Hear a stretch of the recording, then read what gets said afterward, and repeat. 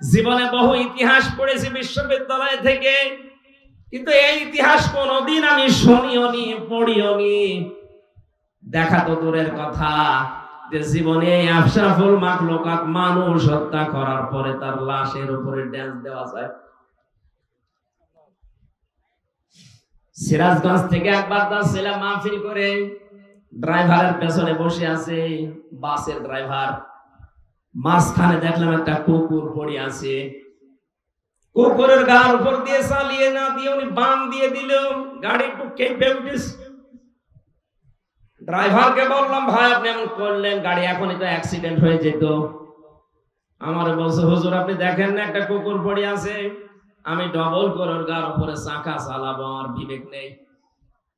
বললাম, ভাই ও তো মরা কুকুর, ও মারলে কি আর না মারলে কি। ড্রাইভার আমার দিকে ঘুরে বলছে, হুজুর আপনি কি আসলে হুজুর? আপনি কেমন হুজুর? আপনি দেখছেন যে একটা মরা কুকুর পড়ে আছে, আমি আবার ডবল করে চাকা চালাবো, আমার বিবেক কি মরে গেছে? এই কথা শোনার জন্য আমি ছিলাম। একটা মরা নিকৃষ্ট প্রাণী, দুইটা কুকুর আর শুকুর, তার ভেতরে একটা পড়ে আছে, তাও মরে পড়ে আছে। এর উপর দিয়ে আপনি চাকা চালাতে পারলেন না, আপনার বিবেকে বাধা দিল। অথচ জসিম ভাইয়ের মতো মানুষকে, জীবিত মানুষকে পিটিয়ে লগে বৈঠা দিয়ে মারার পরে লাশের উপরে ড্যান্স দিয়েছে এই দেশে। আপনাদেরকে মানুষ বলেন কি করে, আমার তো বিশ্বাস হয় না। এই পৈশাচিক নির্যাতন, এই দৃশ্য দেখার পরে আমার ওই সময় মনে হয়েছিল, না এই পৃথিবীতে ক্ষমতার এই যে আসল যেটা, এটা আরামের জায়গা। অনেকে ভাবি আমরা, আসলে এটা আরাম। এই জায়গাতে আল্লাহ কোনদিন এইরকম জালেমদেরকে আর দেবেন না। তো দেখলাম 2 বছর পরে ঠিক আল্লাহ তাদেরকে দিল। মনে করলাম হয়তো খুব বেশি হলো না, 5 বছর টিকবে। 9 সালে আসার পরে 13 সালে দেখি না আবার টিকে গেল, সে যেভাবেই হোক। 13 সালের পরে মনে করেছিলাম না না টেকার মতো কায়দা নেই। 18 সালে দেখি না আবার টিকে গেল। 24 সালে আসার পরে দেখলাম না, তারা আবার টিকে গেল।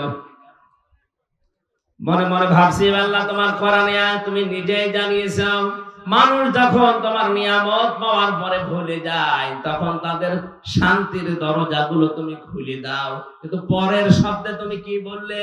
হাত্তা ইযা ফারিহু বিমা উতু, যখন তারা আমার দানকৃত এই বস্তু, এই শান্তি, স্বস্তি, নিরাপত্তা, প্রভাব প্রতিপত্তি, ক্ষমতা, এগুলো পাওয়ার পরে যখন আনন্দে আত্মহারা হয়ে যায়, আল্লাহ বলেন আখাযনাহুম বাগতাতান, আমি আল্লাহ আকস্মিক ভাবে তাদেরকে আমি নিজে ধরি। আপনি বলেন তো 2006 এর এই অক্টোবরের 28 তারিখের পর থেকে 24 আগস্টের 5 তারিখ পর্যন্ত কোন সম্ভাবনা ছিল যে এরা পড়ে যেতে পারে? এদেশে বিএনপির মতো এত বড় দল, জামাত ইসলামের মতো এত বড় দল বহু চেষ্টা চালিয়েছে, 15.5 বছর এক চুলও নড়াতে পারে নাই। অথচ আল্লাহ নিজে মনে হচ্ছে ছাত্র ছাত্রীদের সাথে আবাবিল পাঠিয়েছিল, কিচ্ছু হাতে ছিল না তাদের, নিরস্ত্র, শুধু মুখের ভাষা দিয়ে জালেম পালাতে পারে, সম্ভব না। আল্লাহ বলেন আখাযনাহুম, আমি নিজে ধরেছি, বাগতাতান, আকস্মিক ভাবে। এমন আকস্মিক ভাবে ধরেছে, দুপুরের খাবার খাবে সে সময় পাইনি। পরের শব্দ তো আরো কঠিন। আল্লাহ পাক বলেন ফাইদাহুম মুবলিসুন, তাদেরকে আকস্মিক ভাবে ধরার পরে তারা হতাশ হয়ে পড়েছে।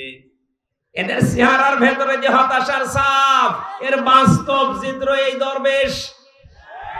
আপনি দরবেশ যেদিন কোর্টে তুলে দিয়েছেন,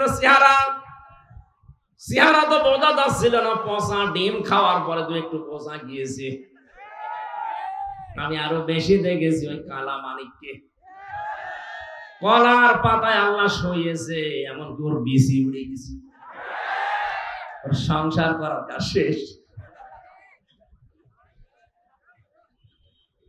সূরা আলে ইমরানের 178 নম্বর আয়াতে আমি এর সাথে মিল পেয়েছি, ওয়ালা ইয়াহসাবান্নাল্লাযীনা কাফারু আন্নামা নুমলি লাহুম খায়রুল লিআনফুসিহিম ইন্নামা নুমলি লাহুম লিয়াজদাদু ইসমা ওয়া লাহুম আযাবুম মুহিন।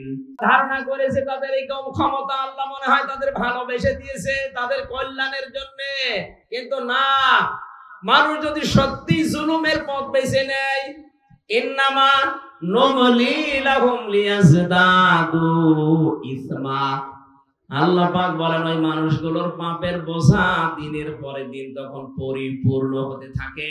এই 15.5 বছরে একদম টাই হয়েছে, পরিপূর্ণ যখন হয়ে গেছে পাপের বোঝা, ওয়ালাহুম আযাবুম মুহিন, ওদের জন্য অপমানজনক শাস্তি আল্লাহ রেডি করে রেখেছে, যেটা এখন দেখতে পাচ্ছি। একটা দেশ কত নিম্নগামী হলে, কত দুর্নীতিগ্রস্ত হলে, সামনে বসা মুসলমান ভাইরা, পর্দার আড়ালের সম্মানিতা মা এবং বোনেরা, প্রাণপ্রিয় রাজশাহীবাসী, দলমত নির্বিশেষে কোরআনের এই অনুষ্ঠানে আমরা এসেছি। আপনারা জানেন সারা বাংলাদেশ সহ বিভিন্ন জায়গায় এখন হিন্দু ধর্মের বড় অনুষ্ঠান চলছে। একটা কথা বলার জন্য বলা না, আমরা জানার জন্য বলছি।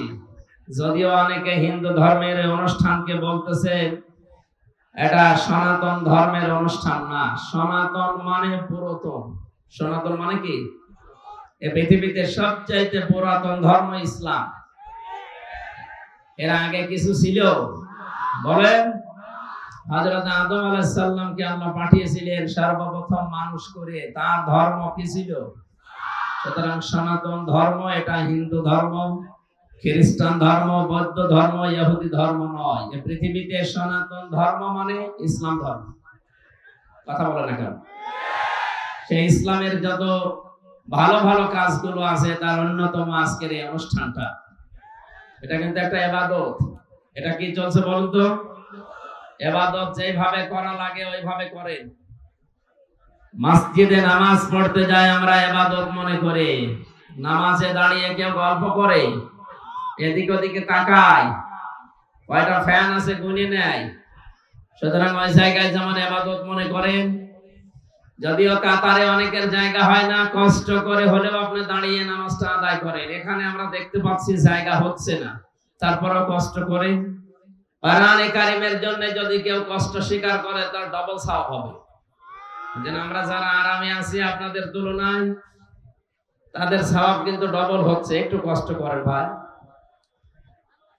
সবাইকে নিয়ে আমরা আল্লাহর ওই দরবারে শুকরিয়া আদায় করছি, যিনি আমাদেরকে এই মুক্ত একটা জীবন দিলেন। যে বাক স্বাধীনতা, এটা আল্লাহর পক্ষ থেকে যে 5টা জিনিস বান্দাকে দেওয়া হয়েছে স্পেশাল ভাবে, তার ভেতরে এইটা একটা।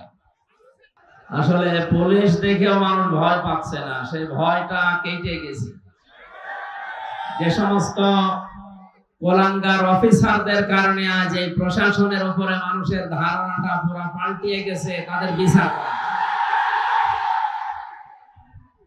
এই পোশাকটার অনেক মূল্য ছিল, কিন্তু কিছু কোলাঙ্গার এই জালেমাকে টিকিয়ে রাখতে গিয়ে পোশাকের অমর্যাদা করে এমন জায়গায় পৌঁছিয়েছে, দেখেন পুলিশ বসে আছে তারপরও ভয় পাচ্ছে।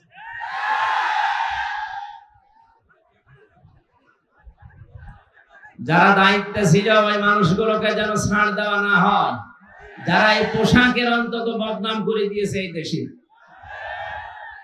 অন্যতম যারা কয়েকজন ধরা পড়েছে, আমরা চাই আরো বিশেষ করে হারুন আঙ্কেল, এরা যেন ধরা পড়ে। কোথায় আছে আমরা জানি না, যেখানে থাকে দেশে গোয়েন্দা যারা আছেন খুব তাড়াতাড়ি তারা বের করে। পোশাকের মর্যাদা তার জন্য নয়, আরো আছে এরকম 27 জন আমি তালিকা জানি। এই 27 জনের কারণে আজ পুরা প্রশাসনের উপরে বাংলার মানুষেরা তো এটা যেন আস্তে আস্তে পাল্টিয়ে যায়।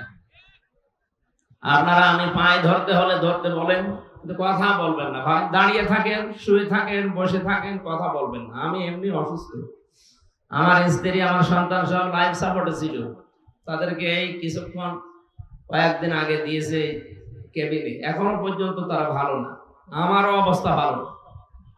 সেদিন রংপুরে গিয়ে আমার অসুস্থ হয়ে গিয়েছিলাম, ডাক্তার বলছে কথা বলা যাবে না, রাত 10টার পরে জেগে থাকা যাবে না।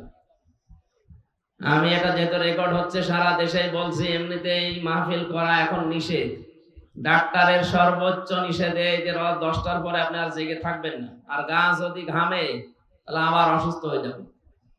যেন আহ্বান জানাচ্ছি, যারা আমার অনুষ্ঠান নিয়েছেন, আমি সব করবো না, কিছু কিছু বাদ দেবো, সেই কয়টাই করি, সর্বোচ্চ রাত 9টায় আমার তুলে দেওয়া লাগবে। যদি না দেন ওই মাহফিলে আমার নিয়ে যাবেন না। কোরআনের পাখি আল্লামা দেলাওয়ার হোসেন সাইদি রহমাতুল্লাহ আলাইহি, ওনার অনুষ্ঠান যদি রাত 9টা 10টায় শেষ হয়ে যেতে পারে, আমাদেরও শেষ হবে ইনশাআল্লাহ। আমরা ওই পরিবেশ কায়েম করবো এই দেশে। সারা রাত ধরেই করে ফজরের নামাজ না পড়ে তারপরের দিন কর্মজীবনও কষ্ট হয়ে যায়, এটা আমাদের আর দরকার নেই। আপনারা এখনো কথা বন্ধ হয়নি, কথা বন্ধ করুন ভাই। ইবাদত হিসাবে যারা আমরা এখানে আসলাম, খুশি হয়ে বলেন তো আলহামদুলিল্লাহ। কোরআন শুনতে এসেছি যেহেতু, যারা শুনতে আসে তাদের আল্লাহ কিছু দায়িত্ব দিয়েছেন, যেহেতু এটা ইবাদত। আর যারা আমরা বলতে আসি, আমাদেরও আল্লাহ কিছু দায়িত্ব দিয়েছে। আল্লাহ পাক বলেন, যারা শুনতে আসে তাদেরকে বলবেন ফাস্তামিউ লাহু ওয়া আনসিতু, তারা যেন চুপ থাকে, 2 নম্বরে শোনে। 2টা কথা আল্লাহ তাদেরকে জানিয়েছেন, যদি মেনে নিতে পারেন লাআল্লাকুম তুরহামুন। আল্লাহ পাক বলেন আমার রহমত ওই জায়গায় নাজিল হবে। জোরে বলেন আল্লাহু আকবার। দল মত নির্বিশেষে যেটা পাওয়ার জন্য এই ময়দানে ছুটে এসেছি, সেটা আল্লাহর রহমত। সেটা কি? সুতরাং কোরআনের আলোচনা যখন আরম্ভ হয়েছে, 1 নম্বরে চুপ থাকেন, 2 নম্বরে শোনেন, এটা আপনাদের দায়িত্ব। আমরা যারা বলতে এসেছি, আমাদের দায়িত্ব কি? কোরআনে কারীম জানিয়েছে, কিতাবুন উনজিলা ইলাইকা ফালা ইয়াকুম ফি সাদরিকা হারাজুম মিনহু লিতুনদিরা বিহি ওয়া যিকরা লিল মুমিনিন। সূরা আরাফের 2 নম্বর আয়াতে আল্লাহ বলেন, এই যে একটা কিতাব আপনাকে আমি দিলাম, এটা যখন মানুষের সামনে উপস্থাপন করবেন, মানুষের সামনে ব্যাখ্যা বিশ্লেষণ তাফসীর করে শোনাবেন, তখন আপনার মনের ভেতরে যেন কোনো সন্দেহ, সংশয়, ভয়, ভীতি, দ্বিধা, দ্বন্দ্ব এইগুলো কাজ না করে। আপনার মনে যেন কোনো সংকীর্ণতা না আসে। এখানে হারাজুন শব্দের অর্থ আমি তাফসীরে পেয়েছি 2টা, একটু খেয়াল করে করে শুনবেন। 1 নম্বরে যখন আপনি কোরআন মানুষের সামনে উপস্থাপন করবেন, আপনার এই কথা শোনার পরে সামনে যারা বসে আছে অনেক মানুষ এমন থাকবে, আপনার বক্তব্য না বোঝার কারণে তারা মন খারাপ করতে পারে। এরকম শ্রোতা নেই দেশে? বলেন না কেন? এটা যে আছে তার প্রমাণ আমার এই কুষ্টিয়ায় কয়েকদিন আগে মাওলানা সাদিকুর রহমান আজহারি উনি কোরআন দিয়ে এই কথা বলছিলেন। তাফসীরের নাম বলার পরেও কিছু মানুষ দেখলাম রেগে গেছে। এটা অবশ্যই তারা না বোঝার কারণে রাগ করেছে। কথা বলা লাগবে। কোন মুসলমান দাবি করার পরে আল্লাহর কোরআনের কথা শুনলে রাগ হবে এমন মুসলমান এই দেশে আছে? হয়তো না বোঝার কারণে মন খারাপ করে। আর একটা কারণ আছে, 2 নম্বর কারণ হচ্ছে আবহমান কাল থেকে এমন এমন নিয়ম নীতি ইসলাম মনে করে আমাদের এই দেশগুলোতে পালন করা হচ্ছে, আসলে যেটা ইসলামে নেই। কোরআনের ব্যাখ্যা করতে গেলে ওইগুলো তো টিকবে না, কারণ কোরআন হচ্ছে আলো, আর যত পাপাচারের কাজ আছে সব হচ্ছে অন্ধকার। আপনারা দেখবেন এই পৃথিবীতে 3টা প্রাণী দিনের আলোতে বের হয় না, রাতের আধারে বের হয়, পেঁচা, বাদুড় আর শামসিকা। সূর্যের আলো যতক্ষণ থাকে ওরা কিন্তু বের হয় না। রাতের আধার যখন শেষ যায়, অন্ধকার হয়ে যায়, তখন ওরা বের হয়। বের হয়ে ঠিক থাকে না, মানুষের ফসল নষ্ট করে, কলা নষ্ট করে, পানের বরজ নষ্ট করে। এক কথা বলে লেখা,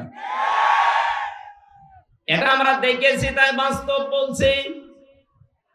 দিনের আলো, সূর্যের আলো এদের পছন্দ হয় না, রাতের অন্ধকার এদের ভালো লাগে। এজন্য এদের নামও দেখেন ডিজিটাল নাম, পেশা, বাদুর, শামসিকা। এর নাম শুনে বোঝা যাচ্ছে চেহারা কেমন হবে।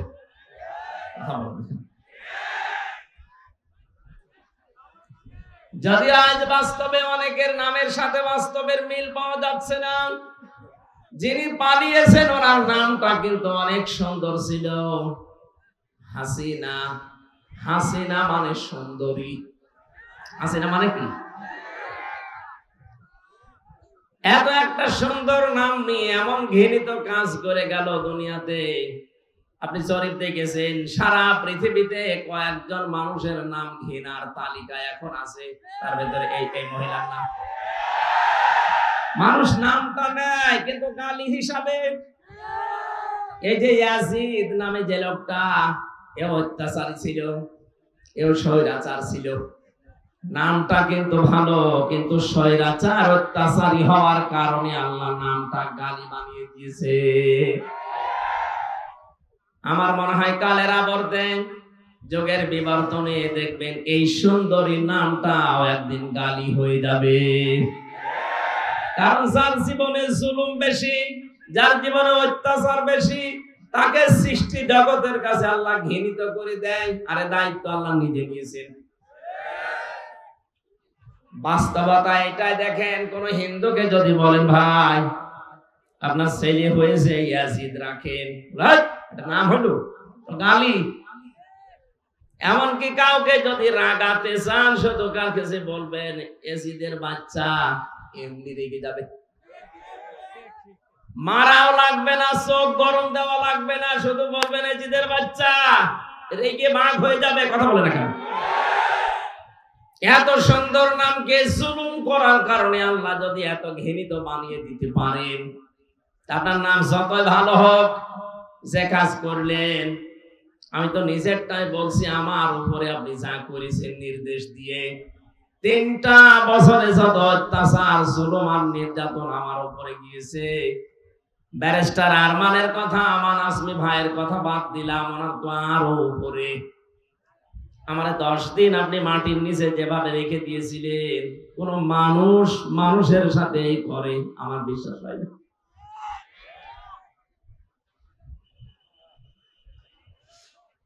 এই অত্যাচার গুলো করার কারণে আমার তো যতটুকু এখন বাস্তবে জ্ঞান পেয়েছি, আমি দেখেছি আমার সংসারের দিকে তাকিয়ে, এদেশের 18 কোটি মানুষ যদি ওই মহিলাকে মাফ করে দেয়, ব্যারিস্টার আরমানের বউ জীবনও মাফ করবে না। আর আমার মেয়েটা, ছোট মেয়েটা, এত রাগ ওই নামটা শুনলে রেগে যায়, অথচ নামটা কত সুন্দরী। জালেমদের উপরে আল্লাহ সৃষ্টি জগতের ভেতরে ঘৃণা তৈরি করে দেয়। এ দায়িত্ব হামজার না, এ দায়িত্ব কার? যেহেতু পেশাবাদর শামসিকার নাম শুনলে বোঝা যাচ্ছে চেহারাও কিরকম হবে। রাতের অন্ধকার বেছে নেওয়ার কারণে ঠিক থাকে, রাতে বের হয়ে শুধু ক্ষতি করে। আজ যারা জুলুমের অন্ধকার বেছে নিয়েছিলেন, আজ যারা শিরকের, কুফরের, বেদাতের অন্ধকারের পথ বেছে নিয়েছেন, আপনারাও মানুষের ক্ষতি করার জন্য, ঈমান ধ্বংস করার জন্য আপনারা রাতের অন্ধকার পাপের কাজগুলো বেছে নিয়েছেন। এটা যদি ইসলামে নেই, এই শিরক ইসলামে আছে, বেদাত আছে, বলেন এ জুলুম নেই ইসলামে। এই কাজগুলো যারা করবে, পৃথিবীর ময়দানে মহান আল্লাহ পাক বলেন, এই মানুষগুলোর সামনে আপনি কোরআন উপস্থাপন করতে গেলে ওদের তো ভালো লাগবে না, কারণ মানুষগুলো দেখবে আমির হামজা সাহেব বলতে চায়, এগুলো আমার সাথে মেলে না। ও তখন রাগ করতে পারে। আপনার হাদিয়া তোফা, নজর নেওয়া, যেমন কি আপনার চাওয়া আশায় পর্যন্ত প্রতিবন্ধকতা সৃষ্টি হতে পারে। 1500 বছর আগে এই কথা আল্লাহ কোরআনে জানিয়েছেন হারাজুনের ব্যাখ্যায়। অথচ বাংলাদেশে এখন এই ১৫০০ বছর পরে দেখলাম খাপের খাপ মিলে যাচ্ছে। মুসলমানদের ভেতরে হয়তো কেউ না বোঝার কারণে মন খারাপ করে, আর কিছু মানুষ যারা আল্লাহ রাসূলে বিশ্বাসী, এরা যখন দেখে যে না কোরআনে যা বলে এটা তো আমার বাবার দরবারের সাথে মিলছে না, আমি যে রাজনীতি করি এর সাথে মিলছে না, তখন ওরা বলবে হুজুর কোরআন হাদিসের কথা বলেন, আমি কি বাবার কথা বলছি নাকি? সেদিন দিনাজপুরে ছিলাম, উনি আমার কানে কানে বলছে হুজুর এমন কোন কথা বলবেন না যেন আমার গায়ে লাগে। আমি আপনার চিনি। কোথায়? আমার বাড়ি কুষ্টিয়া, আপনার বাড়ি দিনাজপুর, ২৫০-৩০০ কিলোমিটার পথ। এত দূর পর্যন্ত এসেছি, বনে আপনাকে আমি দেখি, উনি আপনার নামও শুনিনি। আপনার বিরুদ্ধে যাবে মানে আপনার পক্ষে যাওয়ার মতো কোনো কথা আমার আল্লাহ কোরআনে দেয়নি। কারণ আপনি যদি জালেম হয়ে থাকেন, মুনাফিক হয়ে থাকেন, আপনার পক্ষে কোনো কথা কোরআনে আছে? এক কথা বলেন আছে? আমি কি নতুন করে কিছু বানাবো নাকি? আপনারা আসলেই বলেন যে আপনি যা বলেন সব ওই দলের দিকে যায়। আরে ভাই, ওই দলের লোক কোরআন মেনে চলে, এই জন্য ওই দলের দিকে যায়। আপনি তো কোরআন মানেন না, আপনার দিকে যাবে কি করে? যেখানেই যাচ্ছে এখন সারা দেশে একই অবস্থা। জালেম তো বিদায় নিয়েছে, কিন্তু মুনাফিক কিছু আছে। এই মুনাফিক গুলো খালি বারবার বলতে থাকে আমাদের বিরুদ্ধে যেন বলবেন না। আরে ভাই, আমি কি আয়াত নতুন করে তৈরি করবো? কোথায় পাবো আমি? যা আছে জালেমের বিরুদ্ধে যেমন মুনাফিকের বিরুদ্ধে এইরকমই কথা বলে না কেন? আপনার পক্ষে যদি আল্লাহর কোরআনের কথা, রাসূলের হাদিসের কথা নিয়ে আসতে হয়, তাহলে হারাজুলের ব্যাখ্যাটা আপনাকে বোঝা লাগবে। যেহেতু আমি এখানে বসেছি, কি করে উপস্থাপন করা লাগবে কোরআনের ধরন আল্লাহ আমাকে শিখিয়ে দিয়েছেন। আমরা সেই ধরনটা সামনে নিয়ে বলতে চাই। আল্লাহ আমাদের তৌফিক দাও, বলেন আমিন। ২০২৪ সালের ৫ আগস্টের সাথে কোরআনে কারিমের একটা আয়াতের আমি মিল পেয়েছি। এদিকে তাকান। এখন প্রশ্ন আসতে পারে, এটা নাযিল হয়েছে ১৫০০ বছর আগে, ২০০৫ সালের ৫ আগস্টের সাথে মিল পেলেন কি করে? আপনি মিলবে। সূরা নাম ৪৪ নম্বর আয়াত, ফালাম্মা নাসু মা যুকিরু বিহি ফাতাহনা আলাইহিম আবওয়াবা কুল্লা শাইইন হাত্তা ইযা ফারিহু বিমা উতু আখাযনাহুম বাগতাতান ফাইদাহুম মুবলিসুন। যারা কোরআন পড়তে পারেন আরবিতে, বাংলায় একটু বাড়িছে, সূরা আনআমের ৪৪ নম্বর আয়াতটা মিলান, তখন দেখবেন জালেমদের প্রতি যারা ছাপাই গাচ্ছে এখনো, তাদের মুখ বন্ধ হয়ে যাবে। রব্বুল আলামিন বলেন, যখন তারা আমার আদেশ নিষেধ আমি যেটা পাঠিয়েছিলাম তাদের উপরে, এটা যখন তারা ভুলে গেল, তাদের যে নিয়ামতের দরজা আমি আল্লাহ সবগুলো খুলে দিলাম। এই যে ফাতাহনা, এর ফাইল সরাসরি আল্লাহ, বাবের বহুবচন আবওয়াব, ওদের শান্তির যত দরজা আছে সব আমি আল্লাহ ভুলে যাওয়ার কারণে খুলে দিলাম। প্রশ্ন আসতে পারে, আল্লাহর আদেশ ভুলে যাওয়ার কারণে আল্লাহ নিয়ামত আরো কেড়ে নেয়, আল্লাহ বাড়িয়ে দিল কেন? জবাব দিচ্ছি, এবার তাকান। ২০০৬ সালের ২৮ অক্টোবর এই মাসে আমরা দেখেছিলাম একজন মানুষের মুখের কথাই লগি বইটা নিয়ে সারা দেশ থেকে মানুষ ঢাকায় গিয়ে জসিম ভাইয়ের মতো মানুষকে পিটিয়ে হত্যা করে লাশের উপরে ড্যান্স দিয়েছিল। জীবনে বহু ইতিহাস পড়েছি বিশ্ববিদ্যালয় থেকে, কিন্তু এই ইতিহাস কোনদিন আমি শুনিওনি, পড়িওনি। দেখা তো দূরের কথা, যে জীবনে আশরাফুল মাখলুকাত মানুষ হত্যা করার পরে তার লাশের উপরে ড্যান্স দেওয়া যায়। সিরাজগঞ্জ থেকে একবার যাচ্ছিলাম মাহফিল করে, ড্রাইভারের পেছনে বসে আছে বাসের ড্রাইভার, মাঝখানে দেখলাম একটা কুকুর পড়ে আছে। কুকুরের গার উপর দিয়ে চালিয়ে না দিয়ে উনি বাম দিয়ে দিল, গাড়ি একটু কেঁপে উঠেছে। ড্রাইভারকে বললাম, ভাই আপনি এমন করলেন, গাড়ি এখনই তো অ্যাক্সিডেন্ট হয়ে যেত। আমার বলছে, হুজুর আপনি দেখেন না একটা কুকুর পড়ে আছে, আমি ডবল করে ওর গার উপরে চাকা চালাবো, আমার বিবেক নেই। বললাম, ভাই ও তো মরা কুকুর, ও মারলে কি আর না মারলে কি। ড্রাইভার আমার দিকে ঘুরে বলছে, হুজুর আপনি কি আসলে হুজুর? আপনি কেমন হুজুর?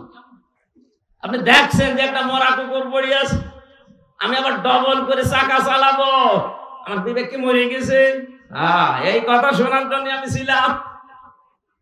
একটা মরা নিকৃষ্ট প্রাণী, দুইটা কুকুর আর শুকুর, তার ভেতরে একটা পড়ে আছে, তাও মরে পড়ে আছে। এর উপর দিয়ে আপনি চাকা চালাতে পারলেন না, আপনার বিবেকে বাধা দিল। অথচ জসিম ভাইয়ের মতো মানুষকে,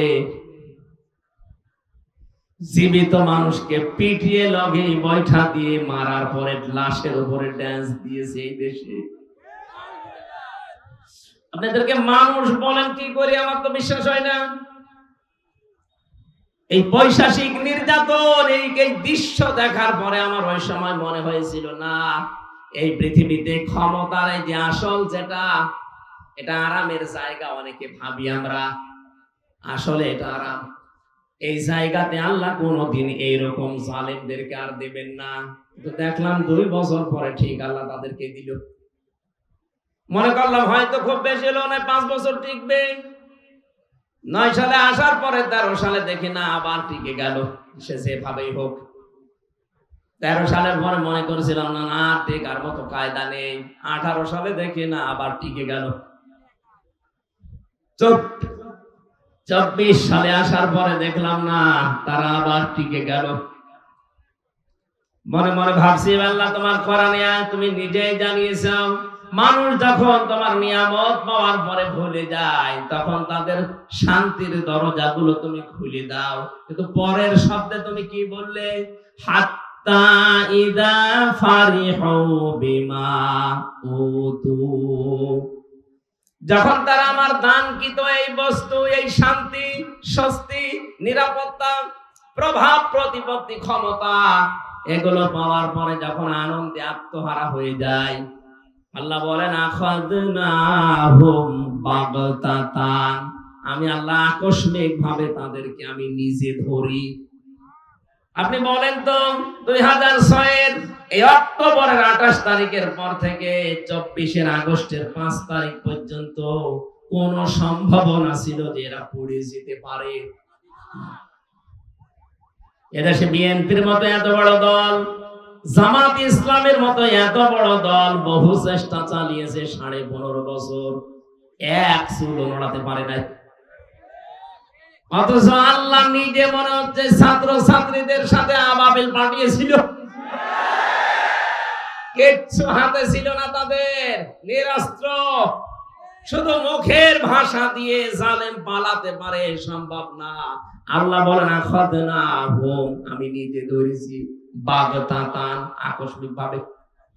এমন আকস্মিক ভাবে ধরেছে, দুপুরের খাবার খাবে সে সময় পাইনি। পরের শব্দ তো আরো কঠিন। আল্লাহ পাক বলেন ফাইদাহুম মুবলিসুন, তাদেরকে আকস্মিক ভাবে ধরার পরে তারা হতাশ হয়ে পড়েছে। এদের চেহারার ভেতরে যে হতাশার ছাপ, এর বাস্তব চিত্র এই দরবেশ। আপনি দরবেশ যেদিন কোর্টে তুলে দেখেছেন চেহারা তো বোঝা যাচ্ছিল না, পচা ডিম খাওয়ার পরে তো একটু পচা গিয়েছে।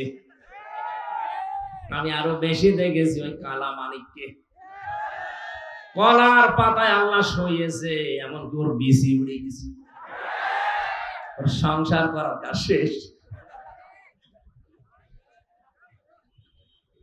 সূরা আলে ইমরান 178 নম্বর আয়াতে আমি এর সাথে মিল পেয়েছি, ওয়ালা ইয়াহসাবান্নাল্লাযীনা কাফারু আন্নামা নুমলি লাহুম খায়রুল লিআনফুসিহিম ইন্নামা নুমলি লাহুম লিয়াজদাদু ইসমা ওয়ালাহুম আযাবুম মুহিন। ধারণা করেছে তাদের এই ক্ষমতা আল্লাহ মনে হয় তাদের ভালোবেসে দিয়েছে তাদের কল্যাণের জন্য, কিন্তু না, মানুষ যদি সত্যি জুলুমের পথ বেছে নেয়, ইন্নামা নুমলি লাহুম লিয়াজদাদু ইসমা, আল্লাহ পাক বলেন ওই মানুষগুলোর পাপের বোঝা দিনের পরে দিন তখন পরিপূর্ণ হতে থাকে। এই 15.5 বছরে একদম টাই হয়েছে, পরিপূর্ণ যখন হয়ে গেছে পাপের বোঝা, ওয়ালাহুম আযাবুম মুহিন, ওদের জন্য অপমানজনক শাস্তি আল্লাহ রেডি করে রেখেছে, যেটা এখন দেখতে পাচ্ছি। একটা দেশ কত নিম্নগামী হলে, কত দুর্নীতিগ্রস্ত হলে জাতীয় মসজিদের ইমাম পর্যন্ত পালিয়ে যায়। 350 এমপি একবারে পালিয়েছে, পৃথিবীর ইতিহাসে আমি পড়ে পাইনি। ওই 850 বছর আগের এক ইতিহাস পড়েছিলাম, লক্ষণ সেন পালিয়েছিল। আর 850 বছর পরে পৃথিবীর ইতিহাস পাল্টিয়ে ওনার নাতি পাল্টিয়েছে। কথা বলে না কেন? কোরআনের আয়াত থেকে আমি যেটা পেয়েছি, এই এদিকে তাকান, আল্লাহ রাব্বুল আলামিন যেটা জানাতে চেয়েছেন তাদের জন্য অপমানজনক শাস্তি আমি আল্লাহ রেডি করে রাখি, যারা জুলুম করবে এবং যারা জালিমদের সহযোগী হবে। জাতীয় মসজিদের ইমাম তো সম্মানের পাত্র, অথচ কয়েকদিন আগে যে অপমান হয়েছে এই মুহিন শব্দটা ওর সাথে মিলে যায়। মুসল্লিদের পক্ষ থেকে জুতা পিটা করেছে, ও বলছে আমার গায়ে জুতা লাগেনি। ওরে শয়তান, এতগুলো জুতা খেয়েছে তো বলো জুতা লাগেনি। আর কত অপমান হবেন।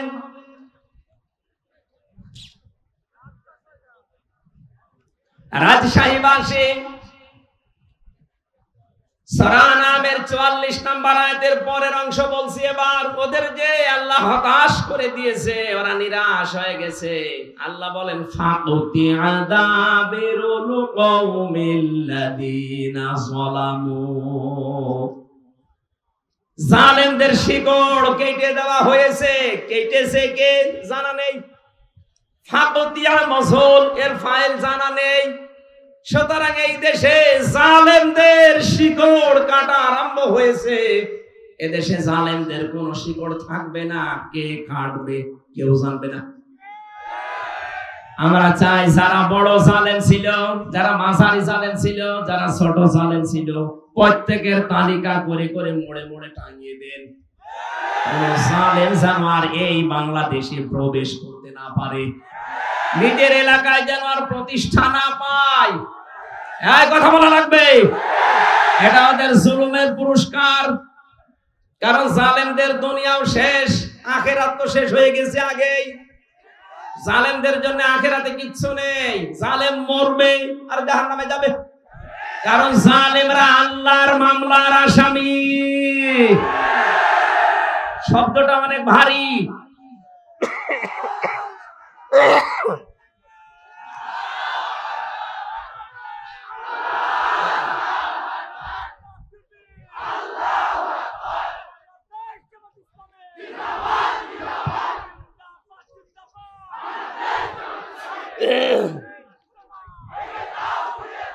আলহামদুলিল্লাহ ভাই,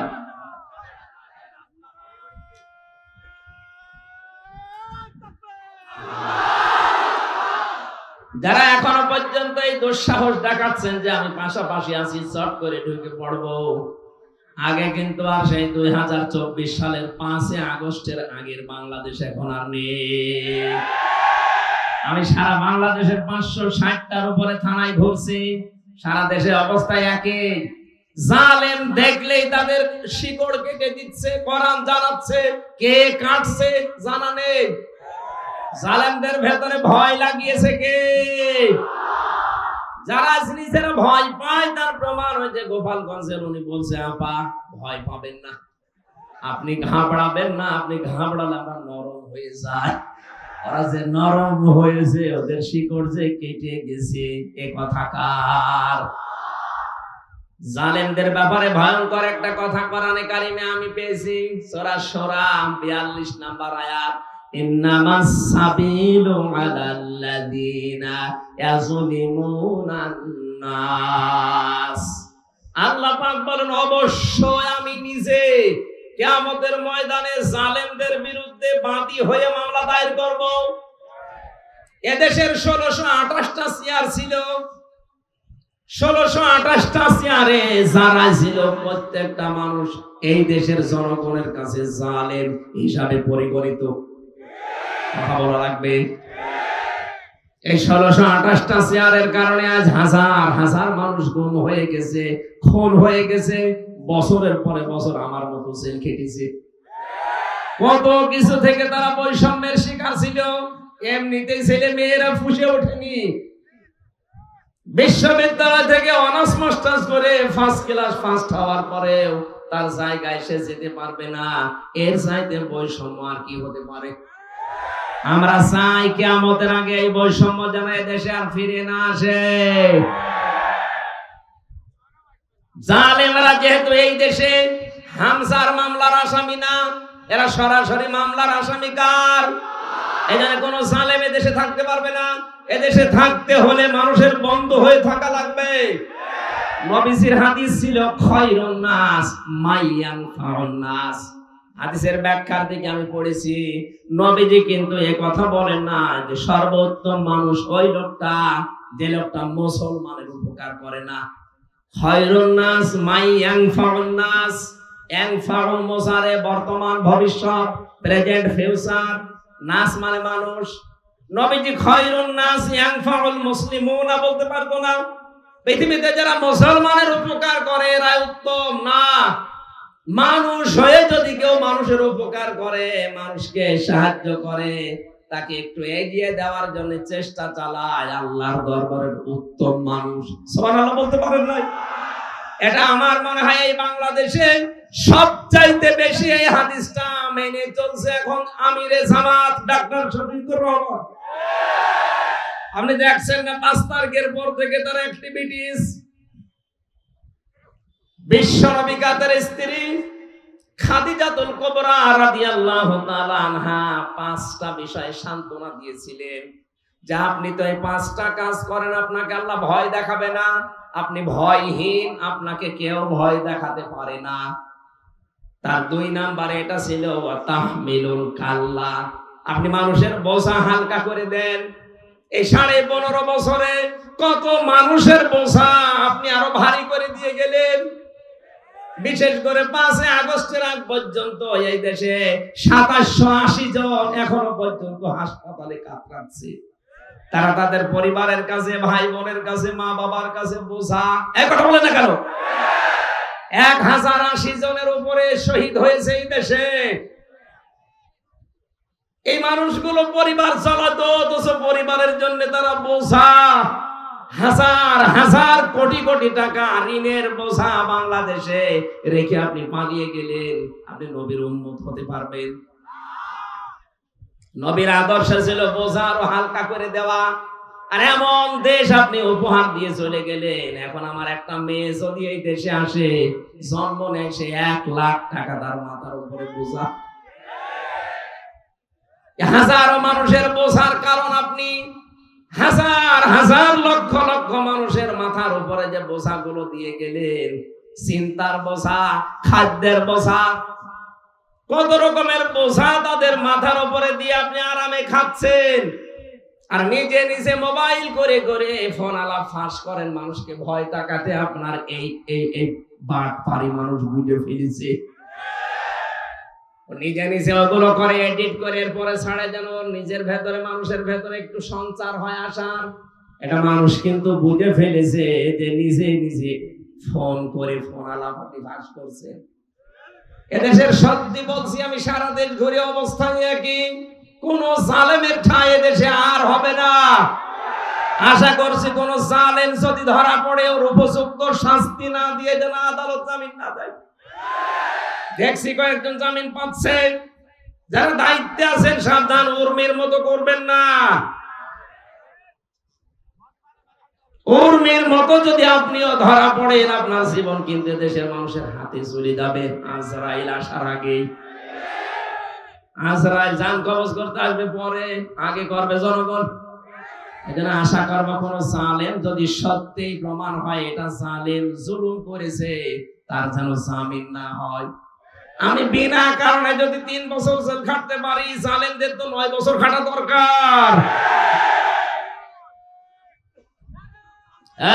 কথা বলা যাবে না, কথা বোঝার চেষ্টা করো।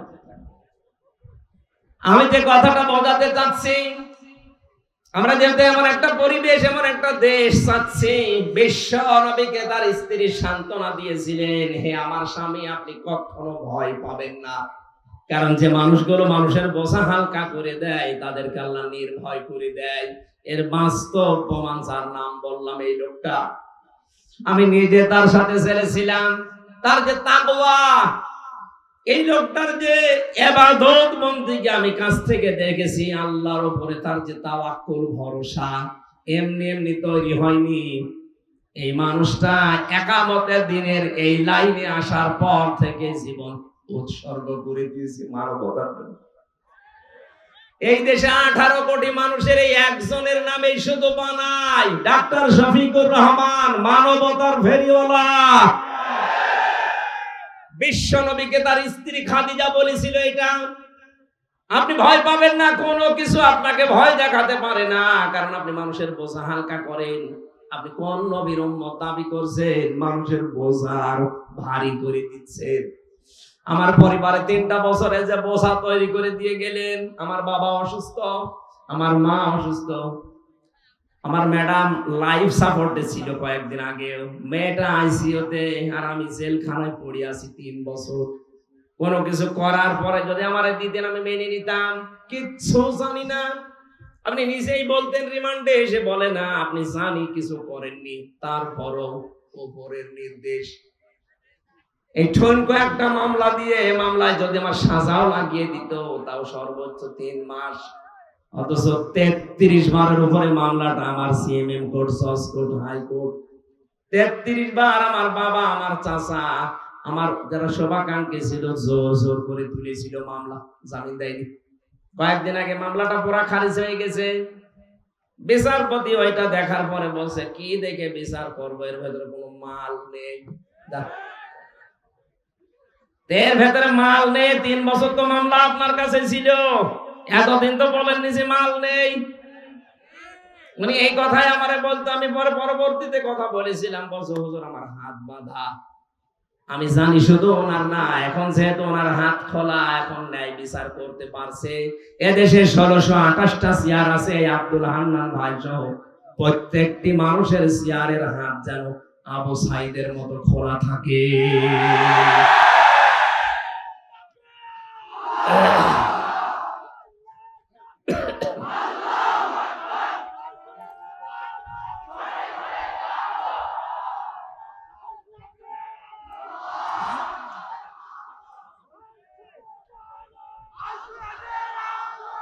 আমার ভাইরা, আমরা আর কিয়ামতের আগে এই দেশে যারা চেয়ারে বসবে তাদের হাত বাঁধা দেখতে চাই না, চাই সবার হাত খোলা থাকবে।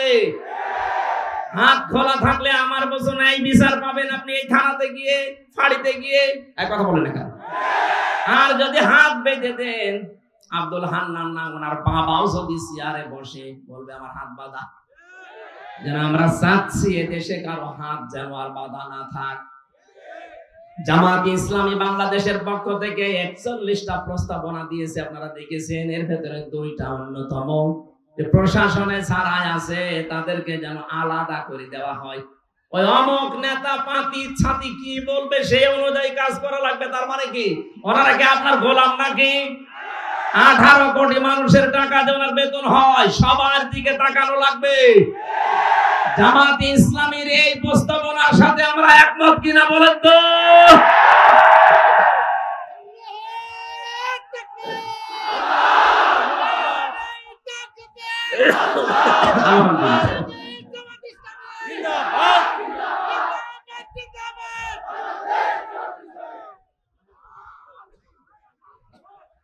রাজশাহীবাসী আমরা বাকি কথা আমার শরীর এবং সময়ের দিকে খেয়াল করছি। কালকে আমার শপথ আছে কুষ্টিয়াতে, আমি বেশি দেরি করতে পারবো না। সকাল 6টায় আসবেন সেক্রেটারি জেনারেল, এই জন্য খুব তাড়াতাড়ি করছি। আমি মনে করলাম 10টায় শেষ করে চলে যাবো। এমনি যে শরীরের অবস্থা, আবার কালকে আছে টাঙ্গাইলে, ওই অনুষ্ঠান শেষ করে ওইটা ধরা লাগবে। চারিদিকে খেয়াল করে আমি আয়াতে প্রবেশ করছি, সব বাদ দিয়ে দিলাম।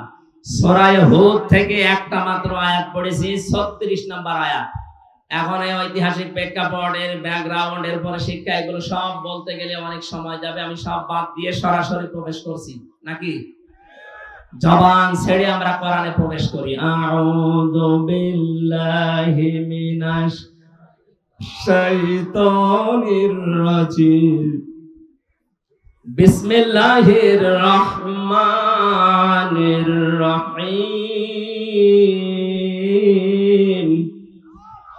ওয়া উহিয়া ইলা নূহিন আন্নাহু লা ইউমিনা মিন কওমিকা ইল্লা মান ক্বাদ আমানা ফালা তাবতাইস বিমা কানু ইয়াফআলুন। আমার ভাইরা, এই পৃথিবীতে লক্ষাধিকের উপরে আল্লাহ নবী পাঠিয়েছিলেন। তার ভেতরে অন্যতম একজন নবীর নাম হযরত নূহ আলাইহিস সালাম। 50 বছর কম 1000, 950 বছর একাধারে তিনি দাওয়াতি কাজ করলেন জাতির ভেতরে। মাত্র 80 জন তার দাওয়াত কবুল করেছে। আর কেউ পথে আসে না। শুধু পথে আসে না তা না, জাতির লোকেরা তার কাছে আবদার জানিয়েছে যে আপনি যে কিয়ামতের ভয় দেখান, ওইটা নিয়ে আসেন। এবার আল্লাহ পাক রাগ হয়ে গেলেন। এতদিন পর্যন্ত 950 বছর ওরা মানে নাই, আমি কিছু বলি নাই। ওরা মানে নাই, আমি কিছু বলি নাই। শুধুমাত্র মানে নাই তা না, এরপরে বাধা তো দিয়েছে, এখন আবার কিয়ামত দেখতে চাই। ও নূহ, ওদেরকে আমি মিনি কিয়ামত দেখাবো। ওয়া উহিয়া ইলা নূহিন আন্নাহু লা ইউমিনা মিন কওমিকা। যারা ঈমান এনেছে এই মানুষগুলো বাদ দিয়ে তোমার এই কওমের ভেতর থেকে আর কেউ আমার প্রতি ঈমান আনবে না, বিশ্বাস করবে না। প্রশ্ন আসতে পারে, আল্লাহ ঈমান আনার জন্য এই নবীদেরকে পাঠিয়েছেন দুনিয়ায়, আর সেই নবীকেই জানাচ্ছেন যে আর কেউ ঈমান আনবে না। শুধু এতটুকু যদি সহজ ভাষায় বলতেন হয়ে যেত। আল্লাহ গ্যারান্টি দিয়েছেন লা ইউমিনা। ইউমিনা এটাও মোসারে বর্তমান, ভবিষ্যৎ, প্রেজেন্ট, ফিউচার। এর আগে লান এসেছে। আরবি গ্রামার অনুযায়ী মোসারের আগে লান আসলে অর্থ হয় কখনোই হবে না। গ্যারান্টি কার? আরো জোরে বলেন। তার মানে যে 80 জন কবুল করেছিল ইসলামের, পরবর্তীতে আর একটা মানুষও দিনের দিকে আসবে না, এই গ্যারান্টি আল্লাহ কেন দিলেন? তাফসিরে খাজেন, তাফসিরে ফি জিলালিল কোরআন, জিলালিল কোরআনে বেশি পাবেন এটা ইবনে সাইয়্যিদ কুতুব রাহমাতুল্লাহ আলাইহি ব্যাখ্যা করতে গিয়ে লিখেছেন এই মানুষগুলোর উপরে আল্লাহ মোহর মেরে দিলেন, হেদায়েত পাবে না। কেন? কারণ যে মানুষ এমনিতেই বাধা দেয় নবীদেরকে মেনে নেওয়া যায়, বাধা দিয়ে শেষ না, আবার আল্লাহর নিদর্শন কিয়ামত দেখতে চাচ্ছে। এই 15.5 বছর আমরা মানুষকে বহু বোঝানোর চেষ্টা করেছি। কিছু মানুষ এমনিতেই বাধা দেয়নি, শোনার ভান করে, না শোনার ভান করে চুপ থেকেছে। কিছু মানুষকে দেখেছি না শুনলেও বিরোধিতা করেছে। কথা বলে না কেন? এই যে যারা বিরোধিতা করেন তাদের উপরে আল্লাহর নির্দেশে যে আপনাকে আল্লাহ হেদায়েতের মতো বড় দৌলত থেকে চির বঞ্চিত করে দেন। আয়াতের তাফসীরের ভেতরে 7টা কারণ পেয়েছি আমি। দ্বিতীয় নম্বর কারণ, এই খুব খেয়াল করে শুনবেন, আল্লাহ মানুষকে যে হেদায়েত দেয় না, 1 নাম্বার কারণ যারা বিরোধিতা করে দাওয়াতের, ওহির দাওয়াত দিলে যারা বিরোধিতা করে, মানে তো নাই, বিরোধিতা করে, এই মানুষগুলো হেদায়েত থেকে বঞ্চিত। 2 নম্বরে যারা শুধু আল্লাহর হুকুম মতো চলতে চায়, কিন্তু তার প্রেরিত পুরুষ যারা যুগে যুগে এসেছিল ওই রাসূলদেরকে যারা মানতে চায় না, তাদেরকে আল্লাহ হেদায়েত থেকে বঞ্চিত করে দেয়। প্রমাণ পেয়েছি আমি সূরা ইউনূসের 90 নম্বর আয়াতে। ফেরাউন যখন ডুবে যাচ্ছিল, খুব খেয়াল করে শোনেন, এতদিন যেভাবে শুনেছেন না ওইভাবে না, নতুন ভাবে বলছি।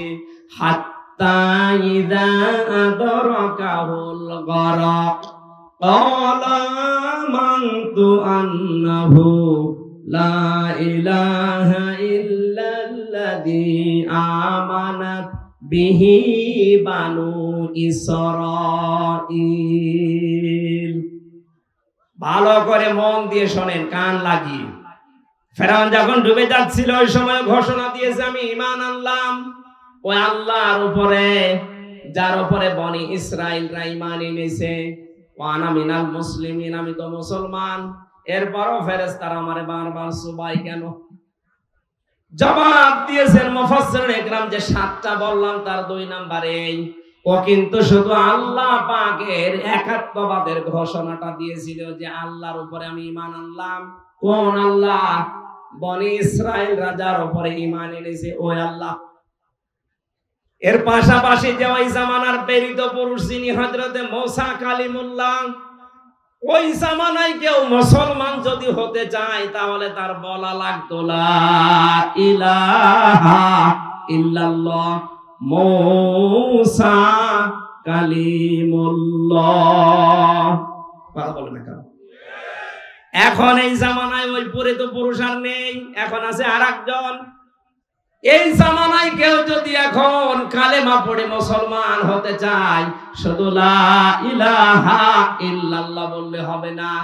এই জামানার যিনি প্রেরিত পুরুষ, কিয়ামত পর্যন্ত যার নাম ঘোষণা আছে মুহাম্মাদুর রাসূলুল্লাহ, এই শব্দ আপনাকে বলা লাগবে। ফেরাউন ওই সময় আল্লাহ তোমাকে আমি মানি, ফেরাউন এই কথা বলার পরে জামানার প্রেরিত পুরুষ আল্লাহর রাসূল এবং আল্লাহর নবী হযরতে মুসা আলাইহিস সালাম কেউ মানে নাই, এই জন্য আল্লাহকে হেদায়েত দেয়নি। এই জামানায় এখন এই বাংলাদেশ সহ বিশ্বে যারা আমি নামাজ পড়ি, আমি রোজা রাখি, আমি হজ করে এসেছি, আমি আল্লাহ বিশ্বাস করি, আমিও জানি ওইটা, কিন্তু তার প্রেরিত পুরুষকে এই জামানায় এখন থেকে কিয়ামত পর্যন্ত আল্লাহর প্রেরিত পুরুষ আমাদের জন্য যিনি মুহাম্মদ রাসূলুল্লাহ, তার আদর্শ যদি আপনি মানতে না চান, নামাজ পড়ে রোজা রেখে হজ করে যাকাত দিয়ে মরণের সময় ফেরাউনের মতো মরণ হবে। আমি বোঝাতে না পারলে আবার রিপিট করছি, আজ যারা শুধুমাত্র আল্লাহর হুকুম বলেন, আমি কি নামাজ পড়ি না? হ্যাঁ নামাজ পড়ে, আমিও জানি। হুকুমটা কার? বলেন বলেন। আপনি তো বলেন আমি এত 7 লক্ষ টাকা খরচ করে হজ করে আসলাম, হ্যাঁ হুকুমটা কার? কিন্তু তার হুকুম প্রেরিত পুরুষ যিনি এখন তার 63 বছরের ভেতরে 23 বছর মেনে নেওয়া ফরজ আইন, মাস্ট বি, মানাই লাগবে। তার 23 বছরের ভেতরে 10 বছর তিনি কোরআন দিয়ে রাষ্ট্র চালিয়েছিলেন। কথা বলেন না কেন? আপনি তার 23 বছরের ভেতরে এই যে টয়লেটে গিয়েছেন 23 বছরে, না জাননি? কথা বলেন না কেন? উনি টয়লেটে যাওয়ার সময় বলতেন আল্লাহুম্মা ইন্নী আউযু বিকা মিনাল খুবুসি ওয়াল খাবাইস। বের হওয়ার সময় বলতেন আল্লাহুম্মা ইন্নী গফরানাকা আলহামদুলিল্লাহিল্লাযী আযহাবা আন্নিল আযা ওয়া আফানি। বাম পা দিয়ে ঢুকে ডান পা দিয়ে বের হয়ে 8-10 মিনিট যে টয়লেটে কাটালেন, পুরাটাই ইবাদত। এটা মানেন তো? এখানে আলেম যারা আছে বলেন তো এই খারাপ কাজ ইবাদত হতে পারে? কারণ রাসূলের তরিকা 8-10 মিনিট না, যদি 1 ঘন্টাও আপনি বসে থাকেন, পুরো 1 ঘন্টা ইবাদত। আরো জোরে বলেন। রাসূলুল্লাহর 1 ঘন্টা 10-15 মিনিট যদি আপনার ইবাদত মনে হয়, উনি যে 10 বছরে কোরআন দিয়ে দেশ চালালেন এটা আপনার রাজনীতি মনে হয়? আমি তো এইটা জাতিকে বোঝাতে পারি না। রাসূলের টয়লেট করা আপনি ইবাদত মনে করেন, আর তার 10 বছর কোরআন দিয়ে রাষ্ট্র চালানো মনে করেন রাজনীতি, দুনিয়ার কাজ। আপনার মরণ হবে ফেরাউনের মতো। নিয়ে আসেন, কোন হুজুর নিয়ে আসবেন এবার নিয়ে আসেন। আজ হাজারো মাওলানা এই লাইনটা বুঝতে চাই না। রাসূলের টয়লেটও মানে, বিশ্বনবীর বিবাহ শাদী মানে, কিন্তু নবীজির যে 23 বছরের এই যে নবুয়তের জিন্দেগীর 10টা বছর তিনি চালালেন, 27টা যুদ্ধের নেতৃত্ব দিলেন, এইটা শুনলেই গায়ে আগুন চলে যায়। ও তখন উল্টা পাল্টা কথা। হ্যাঁ এটা রাজনীতি হচ্ছে, এটা দুনিয়ার কাজ, এটা জঙ্গিপনা, এটা মৌলবাদের কাজ। আপনি বলতে পারলেন এটা? মুসলমানদেরকে যদি এই দেশে কেউ আর কিয়ামতের আগে মৌলবাদ বলে, তাকে আমরা উচিত শিক্ষা দেব ইনশাআল্লাহ। কিসের মৌলবাদ? এই শব্দের ধোয়া তুলেই তো এই 15.5 বছর হাজার হাজার মানুষ গুম হয়েছে। এই মৌলবাদ জঙ্গিবাদ, এই ধোয়া তুলে হাজারো মানুষকে আয়না ঘরে নিয়ে হত্যা করা হয়েছে। এই ধোয়া তুলে আমার 3 বছর জেলে রেখেছি। এই ধোয়া তুলে জঙ্গিবাদের মামলা। কি জঙ্গি কি করেছি আমি? যে মামলার নাম দিয়েছে আনসার আল কি যেন সাতাজ বলে নাম শুনি। সুতরাং এই ধোয়ার কারো ফাঁদে পা দিয়ে যেন তুলতে না পারে কেউ। অনেকে দেখছি তুলছে যে মৌলবাদের উত্থান এই দেশে হবে না। একথা যারা বলছেন আপনি সংশোধন হবেন। মুসলমানদেরকে মৌলবাদ বললে এই দেশে আপনারও জায়গা হবে না ইনশাআল্লাহ।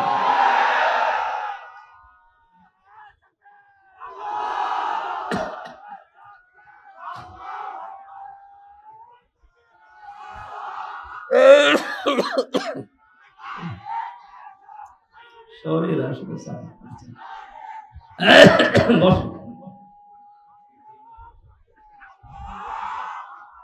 পানি খেলে আরো কাশি হচ্ছে। ডাক্তার আমারে বলছিল যে স্যালাইন ঢুকিয়ে দেয়, আপনি হাসপাতালে শুয়ে থাকেন। এখন এই স্যালাইন দিয়ে কি আমার শুয়ে থাকা লাগবে?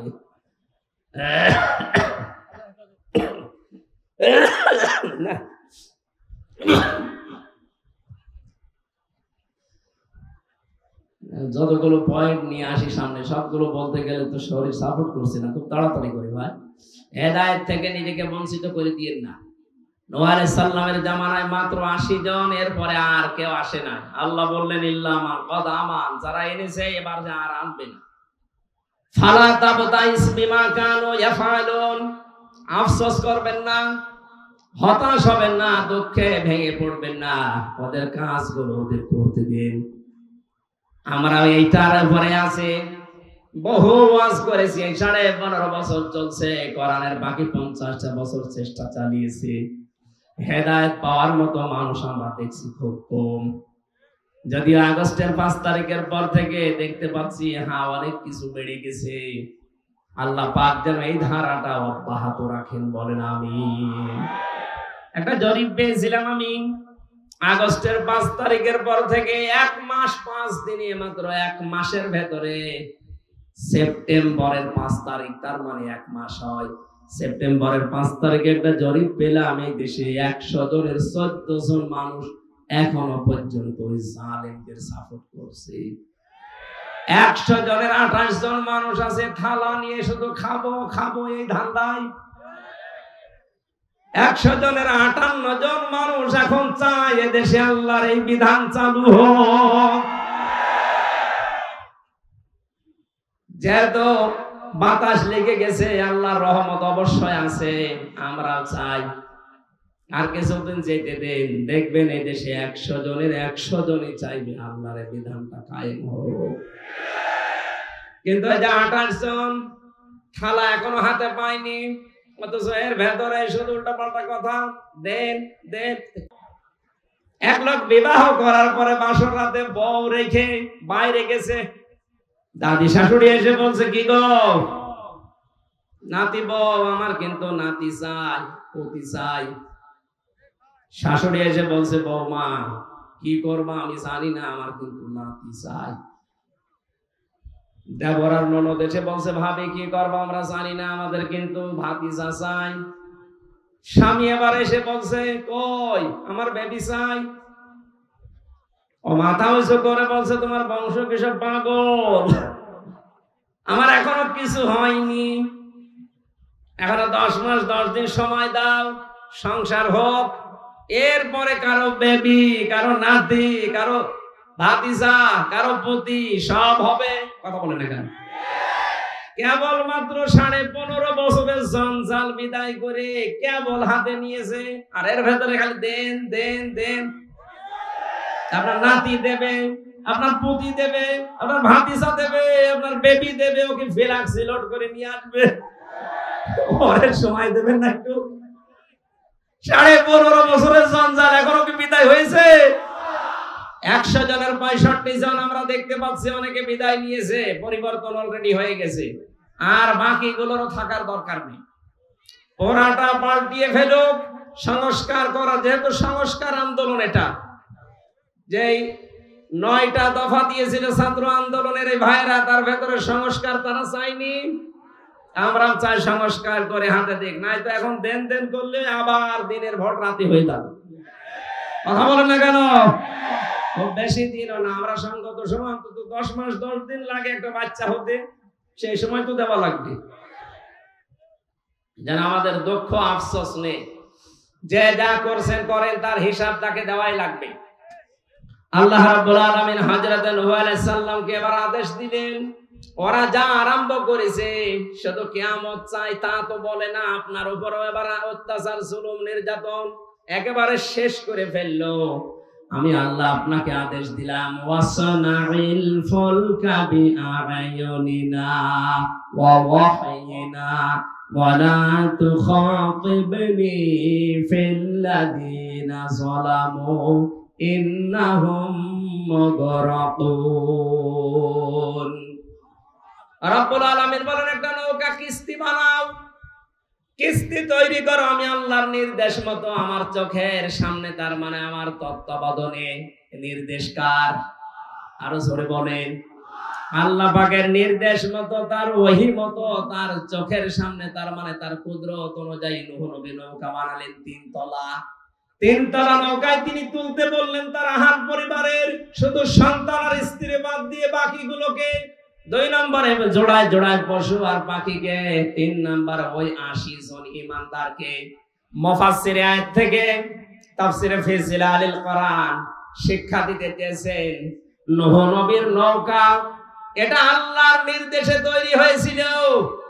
আজ বাংলাদেশে অনেকেই এই ঘোষণা কিন্তু দিয়ে ফেলেছিলেন, আমাদের এই নৌকা ও নূহ নবীর নৌকার সাথে মিল আছে। নূহ নবীর নৌকাকে আল্লাহ বললেন, তোমার আহার পরিবারের ভেতরে যে 2 জন আছে বেঈমান, তোমার ছেলে আর তোমার স্ত্রী, তাদেরকে নেওয়া যাবে না। আর ওই যে 80 জন ঈমানদার, ওদেরকে নাও, বাকি কোনো বেঈমান যেন নৌকায় না ওঠে। আর আপনি কি করলেন এই 15.5 বছরে? নৌকা তো পুরা বেঈমান দিয়ে ভর্তি করা। কোন ঈমানদার ওই নৌকায় ছিল?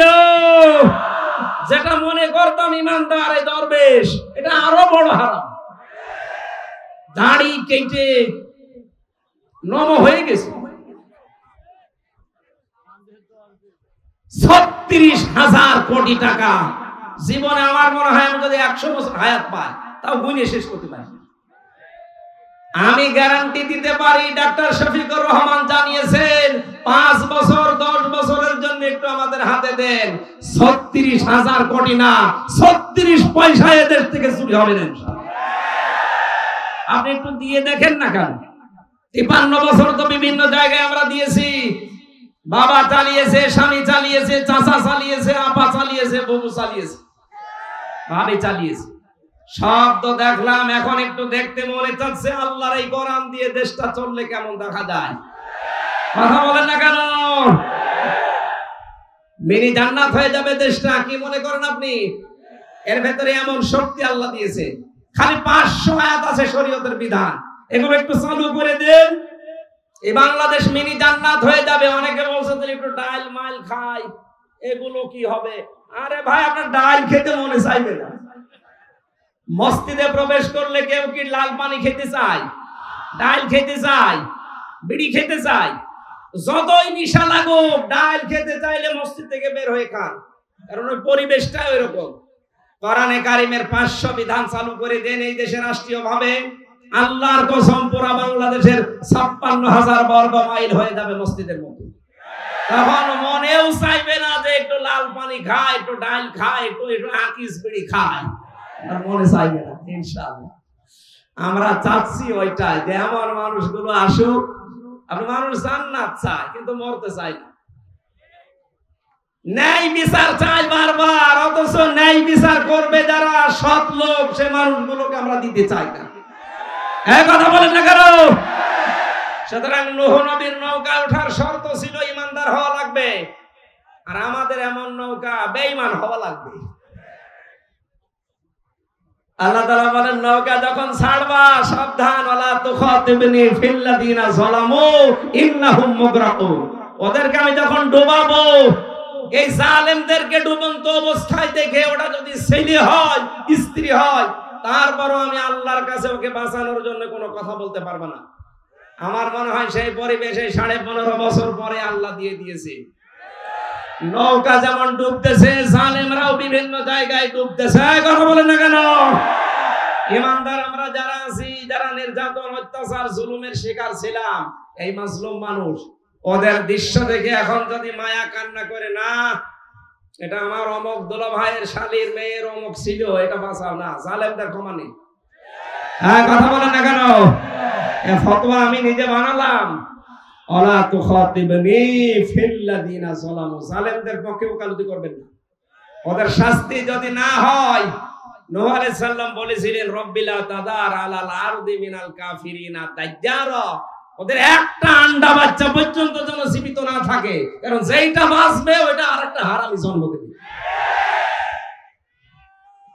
আমরা চাচ্ছি আল্লাহর এই ফতোয়াকে সামনে রেখে কোন জালেমের পক্ষে ওকালতি করব না, ওর যা শাস্তিও আগে পাক, তাহলে এই দেশে আর কেউ নতুন করে জুলুম করার সাহস দেখাবে না ইনশাআল্লাহ। হাদিস পড়েছিলাম, যে ব্যক্তি কোরআন শরীফ পড়ে আর কোরআনকে এজহার করার চেষ্টা করে, এজহারের 7টা অর্থ আছে প্রধান। এর প্রথম অর্থ এজহার মানে দাঁড় করানো। এজহার মানে কি? এরপরে স্পষ্ট করা। এজহার মানে বিজয়ী করা। সুতরাং যে ব্যক্তি কোরআন আমরা পড়ি, যারা কোরআনকে বিজয়ী করার জন্য যদি চেষ্টা চালাই, ফাহাল্লা হালালাহু ওয়া হারামা হারামাহু, এর ভেতরে হালালকে হালাল জেনে তখন আমরা মানতে পারবো, হারামকে হারাম জানার পরে তখন ছেড়ে দেওয়া সহজ হবে। কথা বলেন না কেন? আল্লাহর নবী বলেন আদখালাহুল্লাহুল জান্নাহ। যদি পরিবেশ এরকম হয়ে যায়, কোরআন যদি বিজয়ী থাকে, হালালকে হালাল জেনে মানতে পারো, হারামকে হারাম জেনে ছেড়ে দিতে পারো, দেখবা পুরো পরিবেশটাই জান্নাতের পরিবেশ হয়ে যাবে। ওখান থেকে বিদায় নিলেই আদখালা, এটা মাঝি, নবীজি বলেন আদখালাহুল্লাহুল জান্নাহ, আল্লাহ তাকে জান্নাতে দিয়ে দিয়েছে। আমরা এরকম একটা দেশ চাই না যেখানে মরলেই জান্নাত পাওয়া যাবে। কথা বলেন ঠিক কিনা? আল্লাহ এরকম একটা পরিবেশ, আমার জীবনের সবচেয়ে বড় আকাঙ্ক্ষা, তামান্না, যে এটা দিয়ে দেশ চলছে এটা যেন দেখে মরতে পারি। আরো জোরে বলেন আমিন, বলেন আমিন। এই আকাঙ্ক্ষা আল্লাহ যেন পূরণ করেন আমাদের, আল্লাহুম্মা আমিন। লা ইলাহা ইল্লা আনতা সুবহানাক ইন্নী কুনতু মিনাজ জালিমিন। রব্বুল আলামিন, অসুস্থ শরীর নিয়ে ঘন্টা খানিক কথা বলেছি তোমার বান্দা বান্দীদের সামনে।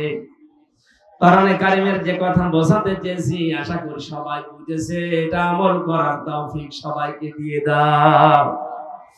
বড় আশা, বড় আকাঙ্ক্ষা, বড় তামান্না জীবনে আমার, তোমার এই কালাম দিয়ে বাংলাদেশটা চলছে এটা দেখার। আল্লাহ আমার চর্ম চোখে এটা দেখে মরার তৌফিক দিও। যে পরিবেশ তুমি আমাদের হাতে তুলে দিলে, পরিবেশটা তুমি দীর্ঘস্থায়ী করে দাও।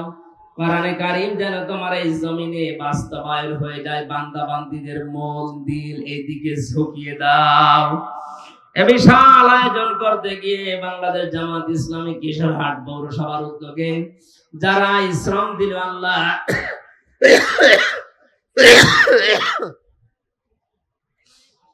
কিশোরহাটের সম্মানিত আমির, এই পৌরসভার আমির এবং সেক্রেটারি শ্রদ্ধাভাজন মামাজান ডাক্তার হাফিজুর রহমান হাফিজ সহ যত মানুষ চেষ্টা চালিয়েছে, আব্দুল আওয়াল ভাই সহ আমি নাম অনেকের জানি না, যত মানুষ এগিয়ে এসেছে কোরআনের এই প্রচারে, আল্লাহ তোমার রহমত তাদের দিকে এগিয়ে দাও।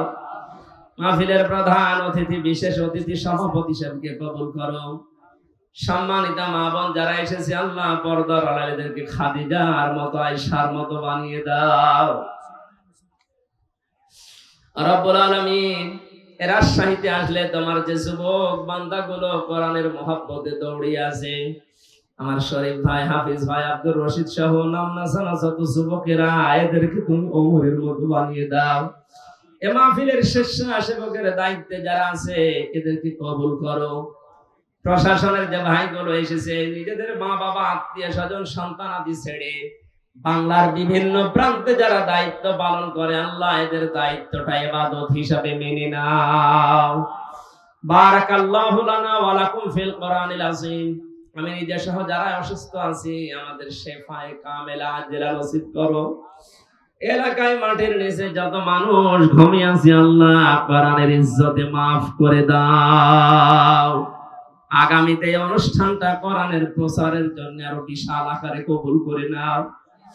রব্বুল আলামিন মানবতার ফেরওয়ালা ডাক্তার শফিকুর রহমত থেকে শুরু করে যত মানুষ একামতের দিনের দায়িত্ব এই দেশে জান প্রাণ বাজি রেখে পালন করছে, আল্লাহ এই মানুষগুলোর এই শ্রম কবুল করে না। আগামীর দেশটা তুমি কোরআনের হাতে একটু তুলে দাও। চর্ম চোখে যেন দেখে মরতে পারি যে তোমার কালাম দিয়ে ৫৬,০০০ বর্গ মাইলের দেশটা চলছে। বারাকাল্লাহু লানা ওয়া লাকুম ফিল কোরআনিল আযীম। কখন কার মরণ চলে আসে জানি না। মরতে আমাদের কোনো ভয় নেই, দুঃখ নেই, কিন্তু আমরা ঈমান নিয়ে মরতে চাই। আজরাইলকে দেখার সঙ্গে সঙ্গে যেন বলতে পারি লা ইলাহা ইল্লাল্লাহু মুহাম্মাদুর রাসূলুল্লাহ। আসসালামু আলাইকুম।